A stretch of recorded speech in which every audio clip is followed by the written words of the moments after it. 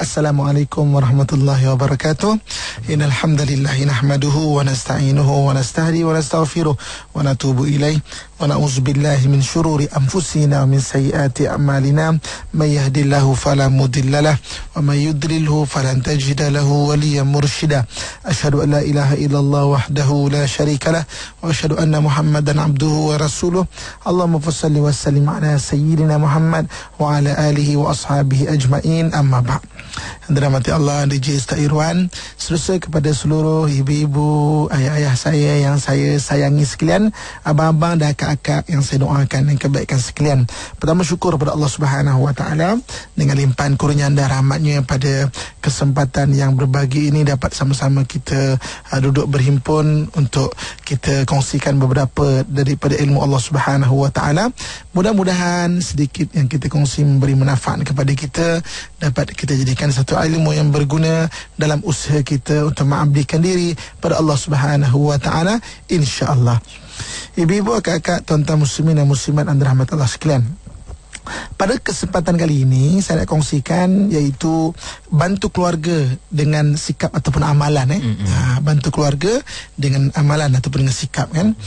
Okey, hari ini alhamdulillah Allah Subhanahu Wa Taala kurniakan kepada kita ni ada keluarga, alhamdulillah. Bagi yang belum berkeluarga, bercita-citalah untuk berkeluarga, tapi dengan syarat cukup umur. Baligh, berakal dan cukup umur. Okey, dah ada kemampuan lah, ya. Okey, bagi yang ada alhamdulillah, tahniah dan saya syabas saya ucapkan. Bagi yang mungkin man-man ada percakaran ke apa, baiklah rumah tangga tu. Sebab rumah tangga adalah gedung kepada pahala. Rumah tangga gedung pada pahala. Suami bagi nafkah kepada isteri, jaga keluarga, sewakan rumah, bayar rumah, belikan sayur, belikan beras, kan, bawa anak jalan-jalan. Allah tulis pahala. Isteri lain, suami gosokkan baju suami, masakkan maknanya suami masakkan anak-anak, Allah tulis pahala. Gabungan suami isteri, kan, dapat anak, jaga anak dengan baik, usahakan untuk bayar sekolah anak, bayar tuition anak, masukkan dia kelas-kelas yang bagus-bagus untuk dia belajar ilmu, Allah tulis pahala. Rumah tangga gedung pun ada pahala. Okey. Kemudian keluarga ni pula sama-sama pula bantu masyarakat, makmurkan masjid, anak-anak sama ayah pergi masjid, bagi mana sedekah ke tabung masjid, Allah tulis pahala. Kan? Jadi maknanya rumah tangga adalah gedung kepada pahala. Sebab itulah ibu-ibu, ayah saya sekalian, antara institusi yang syaitan nak hancurkan antaranya adalah rumah tangga. Itu memang cita-cita iblis. Mana-mana institusi yang melahirkan banyak pahala, dia akan cuba hancurkan. Masjid contohnya, kan. Banyak hari ni kadang-kadang AJK masjid bergaduh sebab dia gedung pada pahala. Macam tu juga kadang-kadang sekolah contohnya, kan. Ada sekolah tahfiz contohnya, kan. Bergaduh antara ustaz, pentadbiran dan sebagainya sebab dia institusi gedung pada pahala. Sama juga dengan rumah tangga. Rumah tangga ni gedung kepada pahala. Sebab itu syaitan dia takkan senang ada rumah tangga yang bahagia. Ada rumah tangga yang baik, dia takkan senang.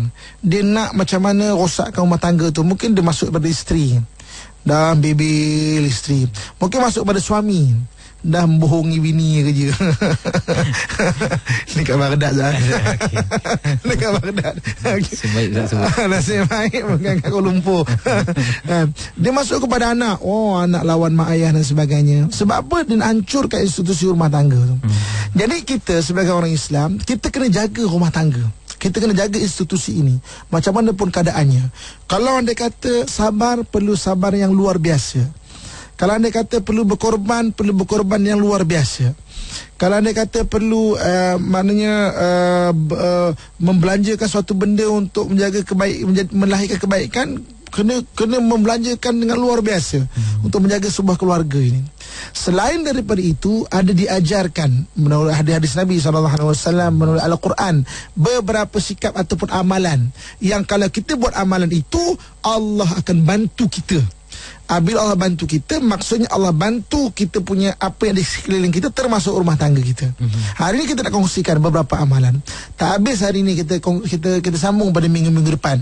Macam mana ada beberapa amalan yang kalau kita buat, Allah akan bantu kita untuk bantu rumah tangga kita. beberapa amalan. So kita hari ini kita kongsikan beberapa amalan itu, dan kemudian macam mana kita aplikasikan. Mudah-mudahan setak langsung Allah Subhanahu Wa Taala maknanya beri kebaikan kepada kita, dan maknanya bantu kita dalam, terutamanya dalam rumah tangga kita kan. Lepas tajuk kita berani bantu keluarga dengan amalan, ataupun bantu keluarga dengan sikap, ataupun bantu keluarga dengan apa perilaku-perilaku yang mengundang pertolongan Allah Subhanahu Wa Taala kepada kita. Ibu-ibu, kakak, tuan-tuan muslimin dan muslimat yang dirahmati Allah sekalian. Yang pertama, salin. Yang pertamanya, apa kata Al-Quran? Apa kata Allah Subhanahu Wa Taala? Benda-benda yang Allah Subhanahu Wa Taala akan bagi bantu kita, atau Allah Subhanahu Wa Taala bagi kebaikan kepada kita. Yang pertamanya adalah dengan memperbanyakkan syukur. Dalam diri kita dan dalam rumah tangga kita, memang kita kena memperbanyakkan syukur. Syukur ni daripada sudut bahasanya berterima kasih. Kan? Dalam Al-Quran Allah Subhanahu Wa Taala sebut, wa qalilum min ibadiya syakur. Sangat sedikit hamba-hambaku yang bersyukur, yang berterima kasih kepada Allah Subhanahu Wa Taala. Kan? Macam tu juga berterima kasih ini Allah Subhanahu Wa Taala maknanya mengajarkan kepada kita melalui lidah Nabi SAW bahawa man la yashkurun nas la yashkurullah. Sesiapa yang tidak berterima kasih kepada manusia, maka dia seperti tidak berterima kasih kepada Allah Subhanahu Wa Taala. Budaya mengucapkan terima kasih ini adalah budaya yang bagus. Jadi apabila kita membiasakan budaya berterima kasih ini, mana kita menghargai satu nikmat yang ada sekeliling kita ini. Kan? Datang hari ini isteri bawa sarapan dekat kita. Kan? Bukan yang kita lihat barang yang tak ada. Ada orang tu datang benda, dia akan lihat barang yang tak ada je. Ini kicapnya mana ni? Ini keropoknya mana ni? Ini sosnya mana ni? Tapi makannya habis. Ada lagi. Kan? Yang dia tengok benda yang tak ada je. Yang dia tengok benda yang tak cukup je. Sedangkan benda yang ada tu, itulah alhamdulillah, itulah benda yang direzekikan pada dia pada hari ini. Kan? Jadi apabila datang sarapan pagi pada hari ini, man la yashkurun nas la yashkurullah. Kita biasakan untuk mengucapkan terima kasih. Terima kasih yang maknanya bercakaran kan, ada orang bercakaran kan. Terima kasih. Terima kasih Allah Subhanahu Wa Taala. Ya Allah, terima kasih kau bagi rezeki aku pada hari ini. Dan mengucapkan terima kasih itu. Dan adakah ustaz kan, ada satu kisah tu. Dia dengan ustaz mengajar dekat masjid kan, perlunya berterima kasih. Dia perenung hidup, dia kata, aku ni dah 30 tahun kahwin, tak berterima kasih kalau isteri aku masak ni.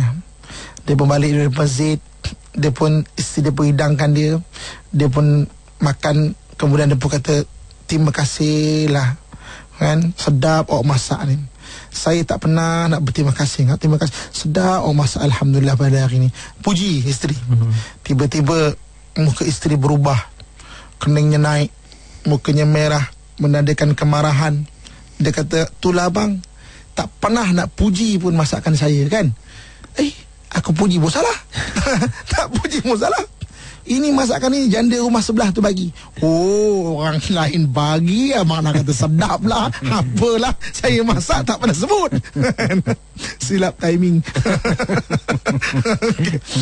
Tapi berterima kasih itu digalakkan. Apa kelebihan berterima kasih ibu ayah saya sekalian? Berterima kasih ini Allah sebut dalam Quran. Ni, bantu keluarga dengan amalan. Apa kata Allah Subhanahu Wa Taala? La'uzubillahi minasyaitanirrajim. La in syakartum la azidannakum. Kalau kamu bersyukur dengan satu nikmat itu, Allah Subhanahu Wa Taala akan menambah akan nikmat itu. Wala in kafartum, dan jika kamu itu kufur, sesungguhnya azab Allah itu sangatlah pedih. Maka Allah Subhanahu Wa Taala ajar pada kita, kelebihan kita berterima kasih tu, Allah Subhanahu Wa Taala akan tambahkan lagi rezeki kita. Bantu keluarga dengan amalan. Yang pertama ibu, yang pertama ayah sekalian, sentiasa berterima kasih. Sentiasa berterima kasih pada manusia dan juga pada Allah Subhanahu Wa Taala. Itu amalan yang Allah janji Allah akan bantu kita. So sentiasa berterima kasih, syukur. Jangan tengok benda yang tak ada saja. Jangan asyik nak menilai benda yang tak ada saja. Kita punya mata kena ada kematangan melihat benda yang ada depan mata kita. Kalau kita asyik melihat benda yang tak ada saja, kita tak akan menjadi orang yang bersyukur pada Allah Subhanahu Wa Taala. Saya ustaz kan, satu hari saya ada program di Iran tau. Kan, lawatan ulama-ulama ahli sunnah wal jamaah. Maknanya bertemu dengan ulama-ulama ahli sunnah wal jamaah di Iran. Di Iran ni sebenarnya banyak ulama-ulama ahli sunnah wal jamaah.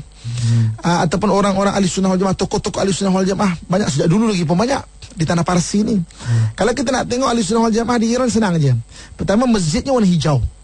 Masjid kalau kubah warna hijau, itu masjid ahli sunnah wal jamaah. Yang kedua, kalau dia sembahyangnya macam tangan kita. Tangan itu letakkan di bahagian perut dia. Itu ahli sunnah wal jamaah. Sebarang Syiah dia sembahyang, dia lepaskan tangan. Kan? Jadi saya buat lawatan hampir seluruh Iran, melawat ulama-ulama ahli sunnah wal jamaah di sana. Okey. Jadi perjalanan kami daripada Tehran pergi ke Isfahan pergi ke Yazd, pergi ke Shiraz. Shiraz ni kota ulama Kalau kita baca ada ulama-ulama dinisbahkan dengan kota Shiraz, Asy-Syirazi. Asy-Syirazi itu maknanya ulama daripada Shiraz. Okey. Daripada Shiraz, okey, saya nak pergi ke utara Iran. Okey, pergi ke utara Iran. Sampai pendekkan cerita. Sampai di utara Iran, sejuk sangat Ustaz. Sejuk. Kami bertiga orang Melayu berempat kan. Masuk dia bahasa orang dan tukar terjemahan kat sana. Sejuk sangat. Jadi malam tu kita tidur kat rumah orang yang ada tempat bakaran api ni Ustaz. Ni bukannya heater yang moden ni. Memang kita pergi kawasan tempat tu agak kampung. Memang dia belahkan kayu api ni, letak bakar kat situ. Ada terombong asap yang menuju ke atas. So asap tak kena kat kita lah. Kan? Kita orang Melayu ni dah pakai baju tebal 2-3 lapis, pakai selimut lagi, duduk depan api. Orang sejuk. Tangan sejuk sangat kan. Ya Allah, terima kasih lah Tuhan, terima kasih lah ya Allah, kau jadikan api, alhamdulillah. Jadi maknanya boleh menghilangkan kesejukan yang ada. Terima kasih lah. Sebelum saya tidur, saya terfikir, saya kata, ya Allah, patutlah ada orang yang menyembah api. Kerana apa? Kerana terlalu berterima kasih dengan api. Terlalu berterima kasih dengan api. Ada orang yang menyembah api, kan? Mana berterima kasih dengan api, ada orang menyembah api. Dekat Iran Zat, ada lagi orang yang menyembah api, ataupun orang yang beragama Zoroaster ni, orang yang beragama Majusi ni, ada lagi orang yang menyembah api. Ada lagi. Saya pernah jumpa orang mereka ini. Mereka memang ada kuil api, masih ada lagi sampai sekarang. Kan? Saya pun pelik. Sekarang dakwah dah penuh dengan TV, ada radio, ada lagi orang penyembah api. Ada sebenarnya. Sebab apa? Rasa berterima kasih itu. Terima kasih yang mana terlalu sangat sampai ada orang menyembah api. Macam tu juga ada orang yang menyembah haiwan-haiwan. Kerana berterima kasih dengan sesuatu haiwan itu, orang menyembah haiwan itu. Kalau kita dalam Al-Quran, Allah Subhanahu wa ta'ala ajar kepada kita biar sentiasa berterima kasih kepada Allah Subhanahu wa ta'ala. Kalau nak berterima kasih kepada makhluk pun, kaitkan terima kasih itu kepada Allah Subhanahu wa ta'ala.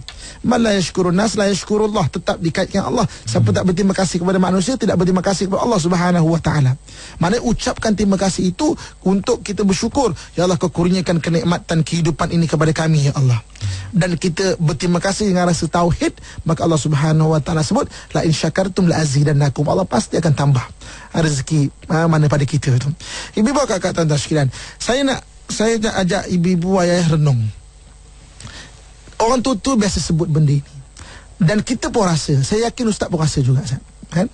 Hari ni kalau kita dapat anak baru, kita rasa tak bertambah rezeki kita. Ustaz rasa tak ustaz? Kan? Rasa kan? Saya yakin ibu-ibu, abang-abang di luar pun rasa dapat kelahiran baby baru kan, anak baru kan, kita rasa rezeki kita bertambah. Mungkin bisnes kita makin menjadi, kebanyakan kita kan, ada juga kadang-kadang lahir anak mungkin dia diuji dan sebagainya, tapi kebanyakannya kita rasa benda itu. Kenapa? Sebab memang ketika seorang itu ada anak saja, mengandung saja isteri dia sebenarnya hatinya selalu syukur Allah Subhanahu wa ta'ala.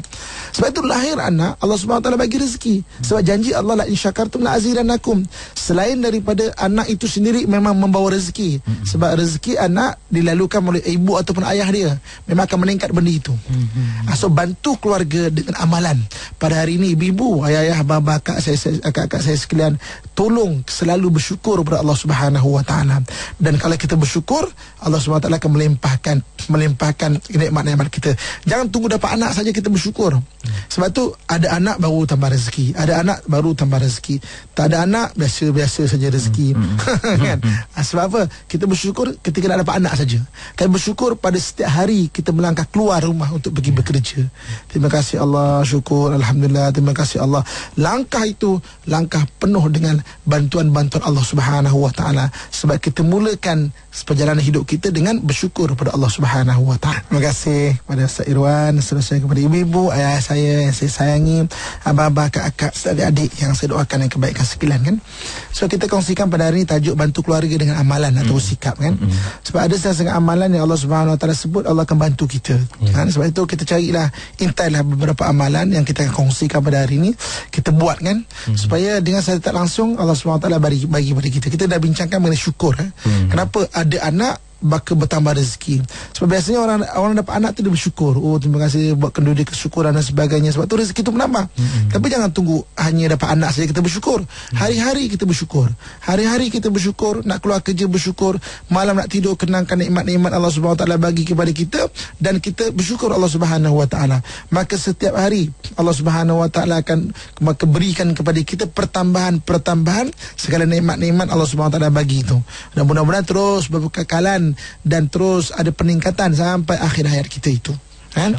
Ibu-ibu, kakak, tuan-tuan muslimin dan muslimat yang dirahmati Allah sekalian. Perkara yang kedua, yang keduanya iaitu menyambungkan silaturahim.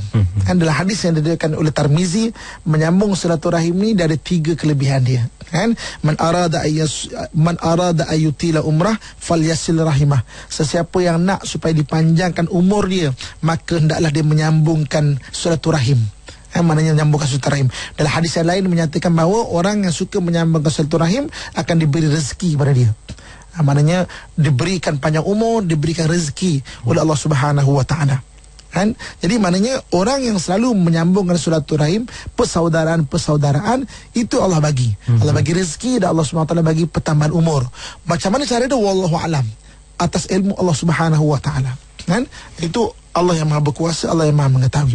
Apa yang kita nak fokus kat sini, maka kita sendiri sebagai seorang suami kena selalu menjalinkan silaturahim. Macam tu juga kita kena galakkan isteri kita menjalinkan silaturahim. Macam tu juga ibu-ibu, kakak-kakak sekalian, kita kena galakkan suami kita menjalankan silaturahim. Jangan kita menjadi penghalang kepada suami kita ataupun isteri kita menjalankan silaturahim. Contohnya pada hari ini ada orang-orang yang ada setengah-setengah orang Baghdad lagi kena. Aduh, sian kat Baghdad. Ada setengah-setengah orang suami nak balik rumah mak dia sendiri pun dihalang. Isteri nak balik ke rumah mak ayah dia sendiri pun dihalang. Kenapa nak menghalang kita menjalankan silaturahim? Sedangkan silaturahim sumber kepada Allah bagi rezeki kepada kita, dan juga Allah panjangkan umur kita, Allah lebih kebaikan kepada kita. Kan? Hari ini ada orang yang ini kita nak ceritanya macam mana kita baik ke diri. Soal kita ada terasa hati dengan mak kita, mak mertua dan sebagainya, itu kita baiki. Kita baiki. Ini realiti yang kita nak faham, bahawa pertolongan Allah ada kepada orang yang menyambungkan silaturahim. Kan? Kita nak cerita maknanya pentingnya itu. Kan? So jadi maknanya jangan kita halang suami kita nak silaturahim. Kalau hari ni suami kita itu orang yang mengajuk dengan mak dia, kita bantu dia untuk baiki silaturahim, kerana sumber rezeki itu ada di situ. Kalau hari ini isteri kita ada mengajuk dengan mak dia tak nak balik kampung, kita yang tolong bantu dia dengan ilmu kefahaman kita bincang pada hari ini untuk dia jalankan silaturahim. Okay? Jadi apakah silaturahim yang pertama yang kita nak bina? Pertamanya, mana-mana orang yang ada hubungan darah dengan kita sebagai ibu dan ayah, itu sangat penting. Ibu dan ayah carilah rawi-rawi dalam hadis. Kita tengok dalam Quran pun Allah sebut macam mana kita perlu merahmati ibu dan ayah. Dan takrifan ibu dan ayah itu 5 jenis ibu dan ayah. 5 jenis ibu dan ayah. Yang pertamanya ibu ayah kandung kita, orang yang melahirkan kita, kan? Orang yang membesarkan kita. Okey, yang keduanya ibu ayah tiri. Ibu ayah tiri mungkin tidak melahirkan kita, tapi dia adalah isteri kepada ayah, maka haknya sama juga. Dia ada doa yang mustajab, dia ada hak untuk dihormati, dia ada benda-benda kebaikan kalau kita buat baik pada dia. Sebab yang suruh buat baik Allah Subhanahu wa taala. Ibu ayah yang ketiganya iaitu ibu ayah susuan. Ibu ayah susuan, orang yang pernah menyusukan kita.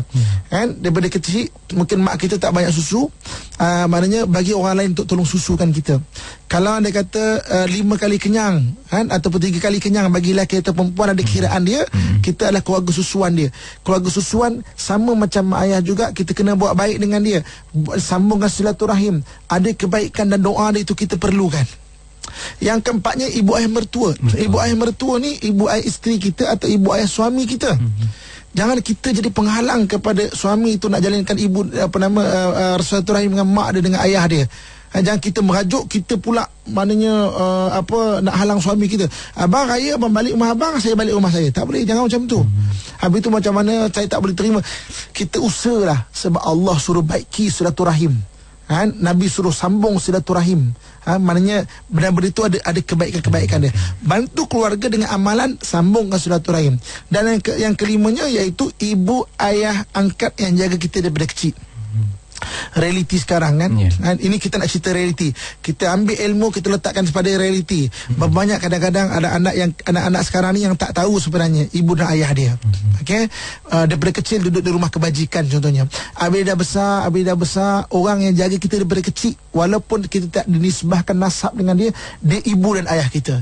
Sebab dia tolong jaga kita daripada kecil. Kan? Dia jaga kita besar. Ibu ayah angkat yang jaga kita daripada kecil.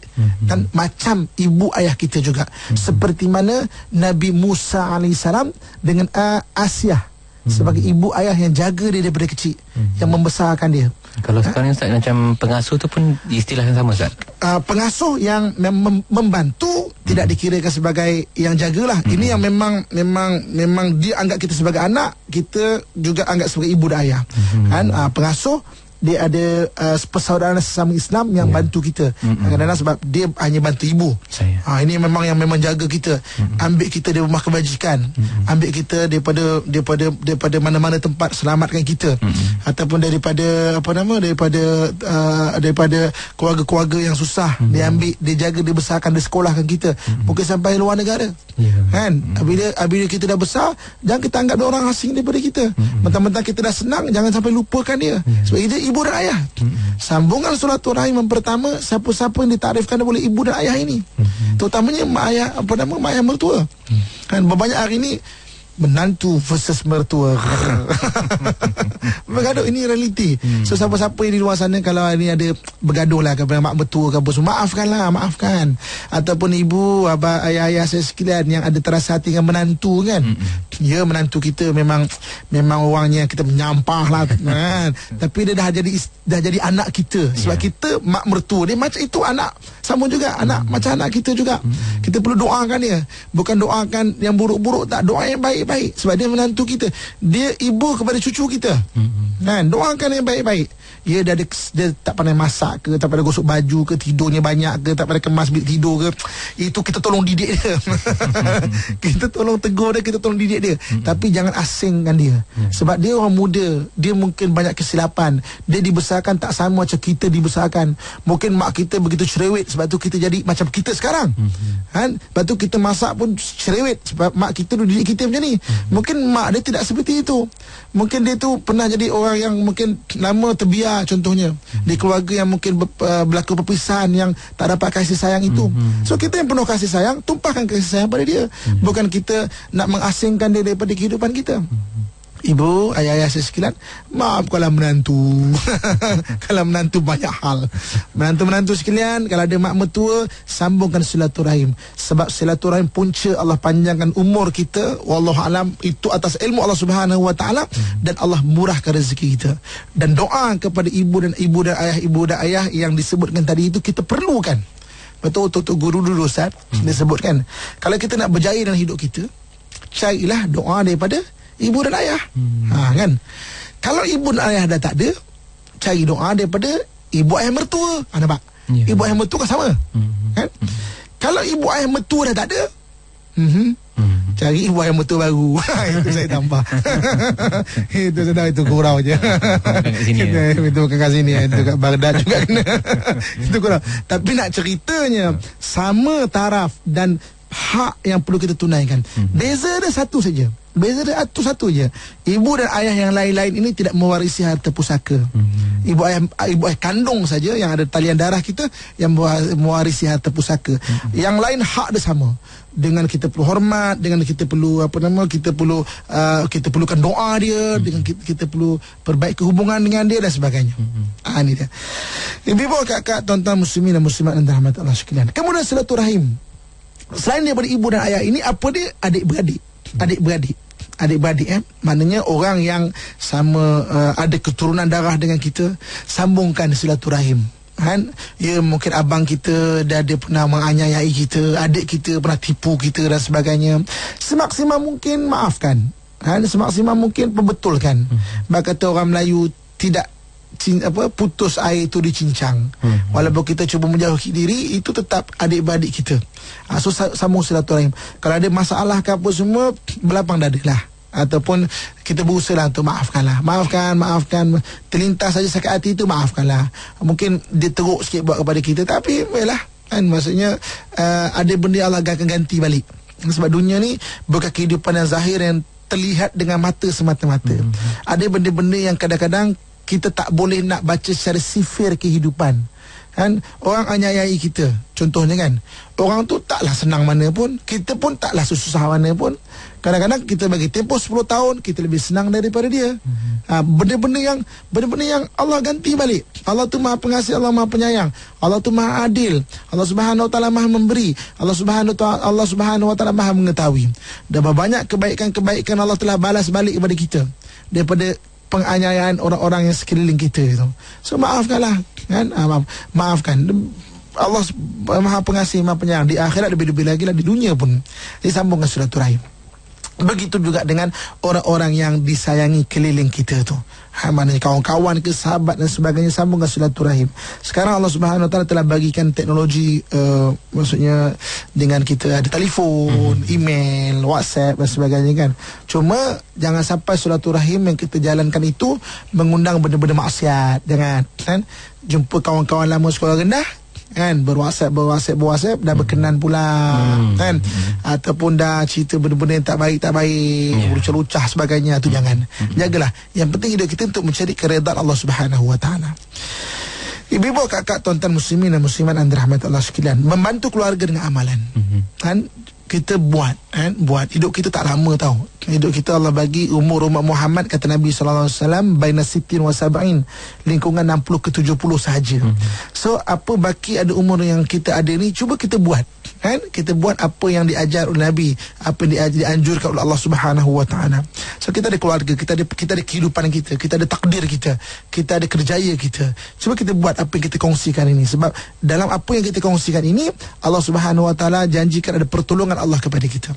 Perkara yang ketiga, ibu, kakak, tuan-tuan muslimin dan muslimat dan rahmat Allah sekalian, yang ketiganya iaitu tawakal disebut, dalam bahasa Arab tawakal, pergantungan hati kita kepada Allah Subhanahu Wa Taala. Okey, pergantungan hati kita kepada Allah Subhanahu Wa Taala. Allah Subhanahu Wa Taala Maha Pengasih, Maha Penyayang. Dia berikan kita rezeki, dia berikan kita kebaikan-kebaikan. Tapi sesiapa yang berada di atas pada hari ini, saya ulang balik, sesiapa yang berada di atas pada hari ini, jangan terasa megah dan sombong dengan apa yang kita ada. Sebab bila-bila masa Allah Subhanahu Wa Taala boleh tarik apa yang ada pada kita, na'udzubillah. Kan? Jangan kita megah dan sombong dengan apa yang kita ada. Sebab apa yang kita ada, walaupun kita nampak usaha kita, tapi sebenarnya di atas takdir Allah Subhanahu Wa Taala. Saya nak buktikan, cuba kita renung, kan? Ada orang kadang-kadang dia bagi satu ceramah motivasi ataupun ceramah semangat yang bagus, tak salah untuk semangat ke orang lain. Tapi kita nak tengok daripada bahasa tauhid dia, daripada kacamata tauhid dia. Okey, kata hari ini saya kata dekat ramai orang, saya kata untuk berjaya kita mesti bersungguh-sungguh dalam hidup kita. Kita mesti bekerja keras. Yo. Kita mesti bersungguh-sungguh, kita mesti bekerja keras. Benda tu bagus. Benda tu motivasi untuk jangan orang malas. Tapi dari sudut kacamata tauhid, kita kena faham. Hari ini katakan kita bekerja keras, kita jumpa kita pergi Putrajaya ke, kita pergi jawatan-jawatan kerajaan ke sebagainya, kan, kita nak monitoran ini, kita jumpa lembut hati nak tolong kita. Belum tentu B datang pada A nak tolong B, belum tentu. Kita rasa kita perlu bekerja keras, kita akan berjaya. Itu motivasi dia. Itu bahasa dia untuk semangat, jangan orang malas. Tapi kacamata tauhid adalah belum tentu. Yang menggerakkan hati adalah Allah Subhanahu Wa Taala. Sebab itulah hati kita ni kena ada pautan yang hebat pada Allah Subhanahu Wa Taala. Dipanggil dalam bahasa Qurannya sebagai tawakal. Tawakal tu sehebat mana kita pun di atas, tetap kita tautkan hati kita kepada Allah Subhanahu Wa Taala. Jangan kita rasa megah, jangan kita sombong dengan apa yang kita ada itu. Sebab bila masa Allah nak tarik sekelip mata, Allah boleh tarik.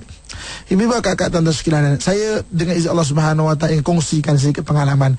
Ibu-ibu, kakak lagi kaya pengalaman daripada saya. Saya pernah jumpa satu orang yang berjaya dalam perniagaan dia, dalam bisnes travel agent. Contoh ni travel agent kan, contoh. Pergi sana berjaya kan. Sekali saja tiba-tiba dia nak bawa trip dengan rombongan yang ramai, dengan masalah visa dan sebagainya, tak dapat. Habis keuntungan yang 2-3 tahun tu, habis terus. Allah nak tarik. Sebab itu sehebat mana pun, tautkanlah hati kita kepada Allah Subhanahu Wa Taala. Ya Allah, bantulah urusan aku. Rabbi yassir wa la tu'assir ya Karim. Ya Allah, mudahkanlah, janganlah kau susahkan ya Allah kehidupan ini. Kita minta takdir Allah Subhanahu Wa Taala. Kita kaitkan sehebat mana pun, jangan sombong. Sehebat mana pun, ibu-ibu, abang-abang, ayah-ayah saya sekalian, hari ini kita berpangkat di atas, kita punya tanda tangan lulus perkara itu dan perkara ini. Jangan sombong. Jangan kita rasa kita hebat. Jangan kita rasa jangan kita rasa kita yang mempunyai kuasa itu. Sebab satu hari nanti kalau Allah nak tarik, berapa ramai orang hari ini tiba-tiba di atas, jatuh sekelip mata berada di bawah. Kan? Jangan sombong. Kaitkan hati kita pada Allah Subhanahu Wa Taala. Dalam bahasa tauhid ini dipanggil tawakal. Okey, apa kelebihan tawakal dalam tajuk yang kita nak kongsikan? Bantu keluarga dengan amalan. Apa kelebihan tawakal? Dalam Quran Allah Subhanahu Wa Taala sebut, Allah ajarkan kepada kita, wa may yattaqillaha yaj'al lahu makhraja wa yarzuqhu min haitsu la yahtasib wa may yatawakkal 'ala Allahi fahuwa hasbuh. Barang siapa bertakwa kepada Allah, diberi jalan keluar bagi permasalahannya dan diberikan rezeki dari sumber yang tidak disangka-sangka. Wa may yatawakkal 'ala Allah fahuwa hasbuh. Sesiapa yang bertawakal kepada Allah, cukuplah bagi dia yang menjaganya. Maknanya kadang-kadang apabila kita membuat satu benda, kita tautkan hati kita kepada Allah Subhanahu Wa Taala. Quran sebut, Allah sebut, di atas kalamullah Allah menyatakan fahuwa hasbuh, cukup bagi dia sebagai pembela, cukup bagi dia sebagai pembantu, cukup bagi dia itu sebagai pagar yang memelihara daripada perkara-perkara yang tidak diingini. Hari ini ibu, kakak, tuan-tuan sekalian, jangan kita rasa sombong. Suami aku, apa aku cakap, dia mana berani cakap apa, kan? Kita rasa macam kita dapat kontrol suami kita. Jangan. Bapa, hari ini ramai orang yang rasa macam tu, tiba-tiba tiba-tiba ada kawan pula, ada madu pula. Sebab ke atas celupa lah kan. Dia cakap macam aku asyik ngomen suami orang, tengok aku jaga suami aku macam mana. Jangan. Tawakal tu kena ada. Kalau dia kata betul macam tu, alhamdulillah, syukur. Bahawa kita mendabik dada. Takut diuji Allah Subhanahu Wa Taala. Takut ketika ini kita tu berjaya sebab rahmat Allah.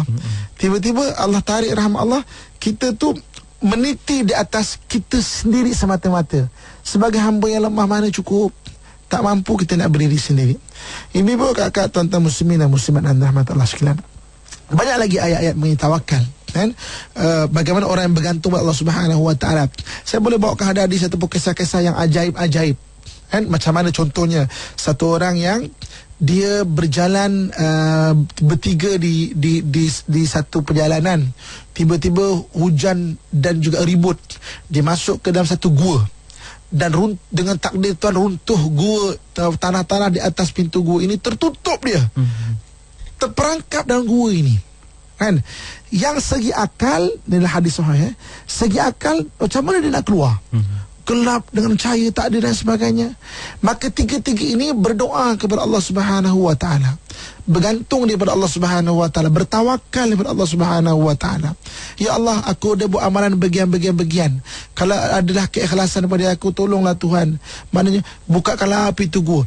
Runtuh pintu gua ni, akhirnya tiga-tiga ni boleh keluar. Kan, itu benar-benar keajaiban-keajaiban, kan, yang maknanya yang pernah dikongsikan rawi-rawi dan hadis dan sebagainya. Zaman sahabat, zaman moden-moden ini pun ada. Macam mana bergantungan kepada Allah Subhanahu wa taala. Ibu bapa kakak tuan-tuan sekalian, saya dengan izin Allah Subhanahu wa taala hampir tak bulan maknanya pergi ke maknanya Palestin, rombongan saya pergi Palestin. Kan, kita bawa bantuan-bantuan, kita bawa apa yang boleh lah untuk kita bantu rakyat Palestin kat sana kan.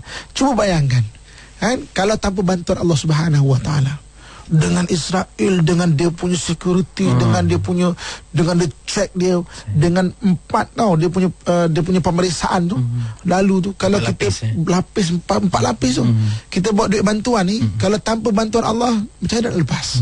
Tanpa bantuan Allah Subhanahu wa taala. Kita bawa zakat, baru-baru ni kita bawa buka puasa.